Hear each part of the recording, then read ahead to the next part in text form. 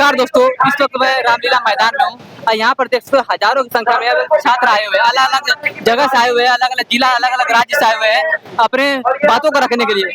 क्या नाम है आपका? मेरा नाम अक्षय है। क्या प्रॉब्लम है? क्या यहाँ मेरा क्यों आए? प्रॉब्लम ये है कि मेरा स्टेनो का एग्जाम था। जी। स्टेनो जब मेरे सिलेबस में मैथ नहीं है तो फिर स्टेनो के एग्जाम में मैथ क्यों पूछा गया 8 से 10 क्वेश्चन। और फिर इसमें दूसरी सबसे बड़ी बात ये है कि पूरा 200 क्वेश्चन में से 22 से 25 क्वेश्चन के बीच में गलत पूछ लिया है।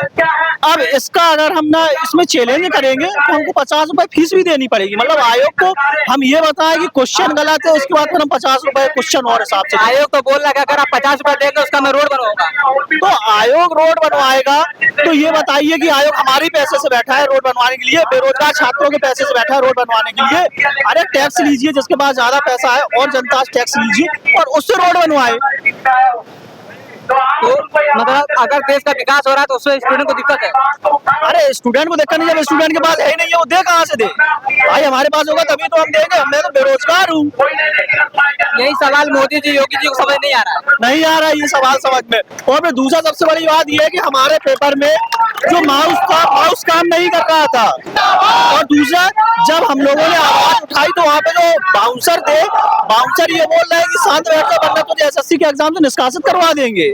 अच्छा, हाँ बाउंसर ये बोल रहे थे। मैंने 2-3 बार बोला लेकिन मेरी बात का कोई सुना नहीं। अब वहाँ पे मेरा पेपर का टाइम चल रहा है, पेपर का टाइम चल रहा है और यहाँ हमारा माउस काम नहीं कर रहा। अब हमारे पास 120 मिनट मिलता है पेपर करने के लिए, वो तो हमारा पेपर देने का मतलब कोई रह नहीं रहा है। और विकास इन्फोटेक मेरे पास, मेरा जो सेंटर गया था विकास इन्फोटेक में, वहाँ का मेरे पास कुछ वीडियो क्लिप भी है जिससे कुछ स्टूडेंट चिल्ला भी रहे लेकिन उनकी कोई सुनवाई नहीं है।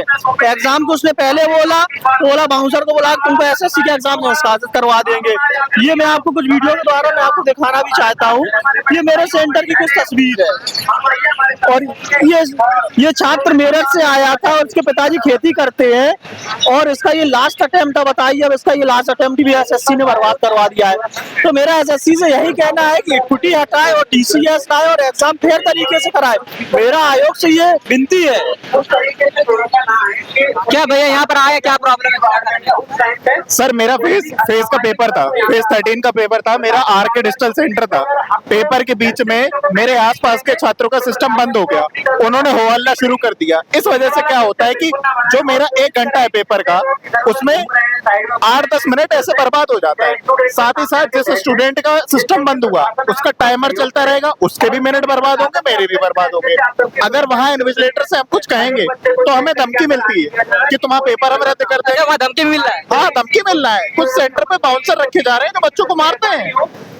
मेरे सेंटर पे बाउंसर नहीं थे और मेरे सेंटर पे धमकी दी गई कि आपका पेपर रद्द कर देंगे। बाउंसर थे गाजियाबाद में विकास इन्फोटेक जो मेरा सेंटर था उसमें बाउंसर थे, 7-8 बाउंसर थे। बच्चों को धमका रहे थे कि अगर तू यहाँ अगर कुछ बोला तो मैं तुमको एसएससी के एग्जाम से निष्कासित करवा दूंगा। कहाँ से आए आप? मैं उरई से आया हूँ, डिस्ट्रिक्ट जालौन से।